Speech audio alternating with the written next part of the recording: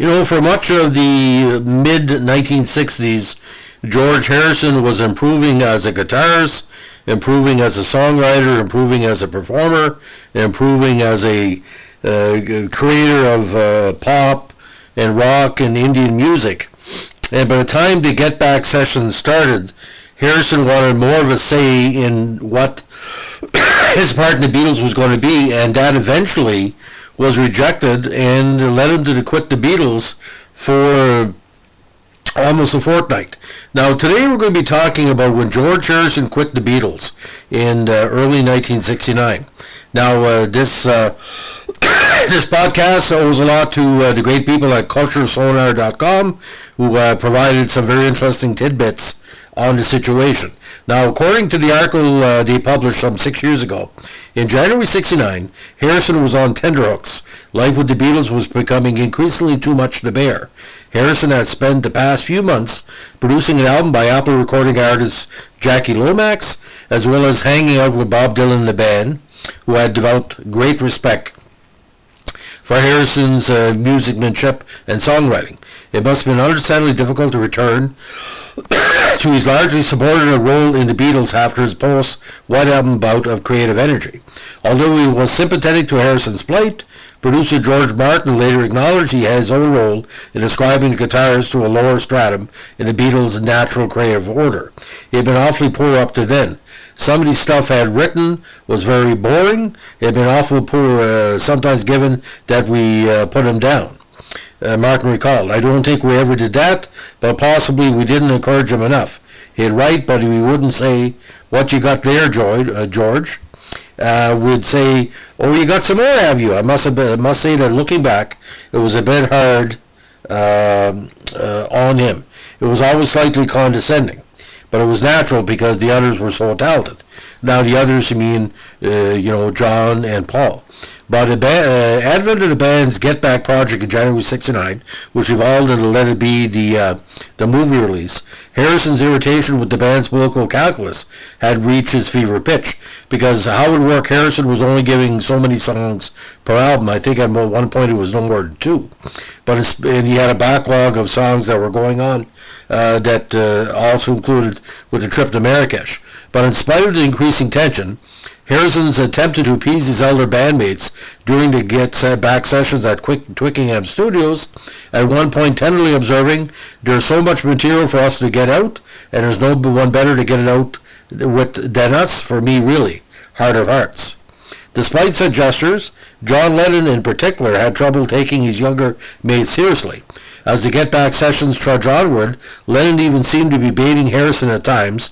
Now, during rehearsal of Harrison's new composition, I, Me, Mine, terrific song by the way, Lennon noted that a collection of freaks can't dance along with George's waltz, before telling the guitarists to get lost, that the Beatles only play rock and roll and there's no place in the group's playlist for a Spanish waltz.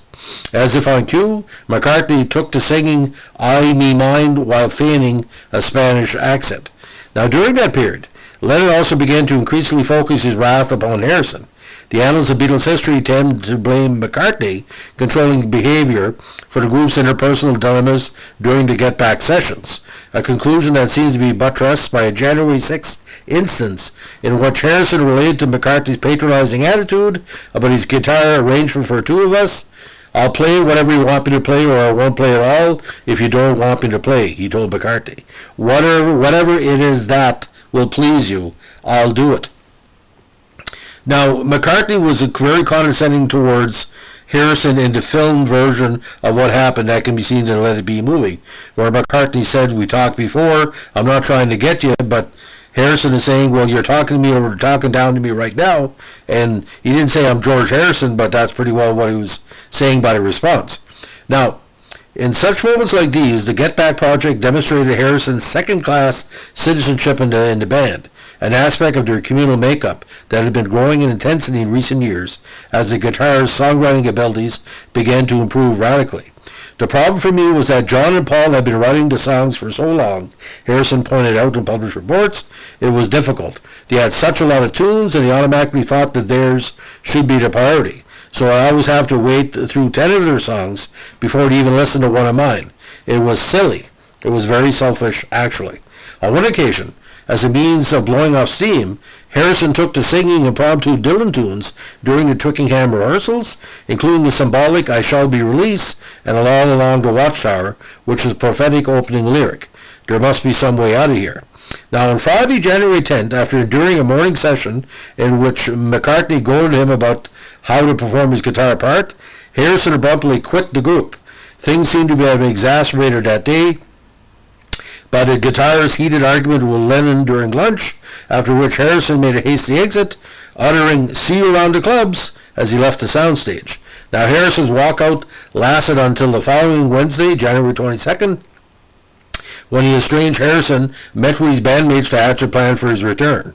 Most importantly, Harrison demanded that he abandon Twickenham's dour atmosphere immediately in favor of Apple's newfangled basement studio. Now, in the Let It Be, the original, there's no reference to Harrison quitting, even though there's published reports that he was. It was all over the news and tabloids. So I don't know why or what they were doing, unless they felt that Ringo Starr quitting the year before and Harrison quitting live, pretty much, to tape, was not as important as McCartney or Lennon breaking up the Beatles either way. Now, after New's return, Harrison performed a duet of You Are My Sunshine with Lennon in order to signify their renewed camaraderie. Later that day, Harrison decided to alter the band's chemistry, as he had done so successfully back in September '68 with Eric Clapton, by inviting ace keyboard player Billy Preston to lend his talent to the Beatles. I pulled in Billy, Harrison later recalled. It helped because the others would have to control themselves a bit more. John and Paul mainly because they had to, act more handsomely, he continued. It's interesting to see how people behave nicely when you bring a guest in because they don't want everyone to know that you're so bitchy. True. Now, Harrison's gambit was a smashing success, with Preston making immediate contributions to the band's sound, particularly on such songs as Get Back and Don't Let Me Down. Indeed, Preston's appearance had been so effective that Lennon lobbied for Preston to become a permanent member of the group, although McCartney demurred at the thought of 5 Beatles is bad enough with 4, he exclaimed. Now, for all the interpersonal angst, Harrison's departure, albeit brief, had given the band new life. January '69 wound down, they performed their legendary rooftop concert while polishing off a host of new tracks, including Don't Let Me Down, Get Back, For You Blue, Two of Us, I've Got a Feeling, Dig a Pony, Let It Be, and of course, The Long and Winding Road. Now, in the Let It Be, January 15th, I said 22nd, but it's actually 15th. Now, during the sessions, there was many songs that were played that were not featured in the film. Some would end up on Abbey Road, I Want You, She's So Heavy, and She Came In Through the Bathroom Window. Others were destined for future albums by McCartney, including The Backseat of My Car, Teddy Boy and Every Night, Lennon, Give Me Some True, Child of Nature, which was later reworked as Jealous Guy, and of course, Harrison's All Things Must Pass, and Isn't That a Pity. The group also experimented with some of their previous songs, including Love Me Do, Help, Lady Madonna, You Can't Do That, and played I Lost My Little Girl, which was our first song written by McCartney when he was 14. Now, the rooftop concert again was on January 30th with the Beatles and Preston, where he played for 42 minutes, about half of which ended up in the film, because he did 2 takes for... Now, he started with a rehearsal of Get Back, then played the 5 songs which are shown in the film. After repeating I've Got a Feeling and Don't Let Me Down, takes which were left out of the film, the Beatles are shown in the film closing with another pass at Get Back as the police arrive to shut down the show. Now, on January 31st, the last day of filming and recording, the Beatles reconvened in the Apple Building's basement studio.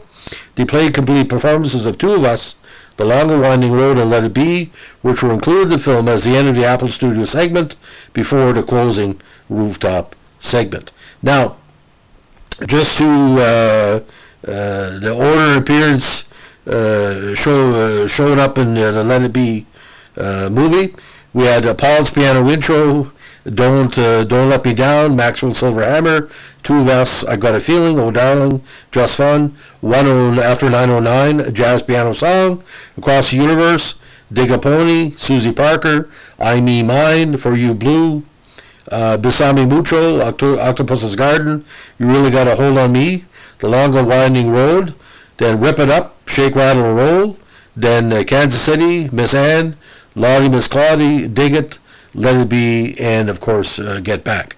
So that's the basic the soundtrack.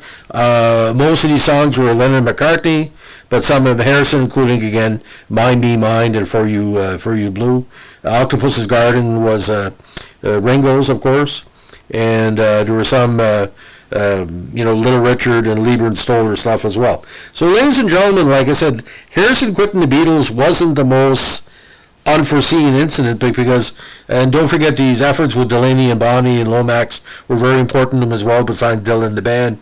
He had visited North America many times. But the four aspects of the personality, McCartney, Lennon, Harrison, Starr, that's how people looked at it. But Harrison wanted to leave, but he wanted to leave and come back. He wanted to do his own stuff and come back. While McCartney wanted to leave, and McCartney sometimes wasn't as cooperative as he is now, but back then. And don't forget, you had Yoko, which kind of freaked out some of the Beatles, and Ringo had left because the year before he felt he was being, emotionally disrespected, just like Harrison was. But with Ringo, he came back, but George was really serious.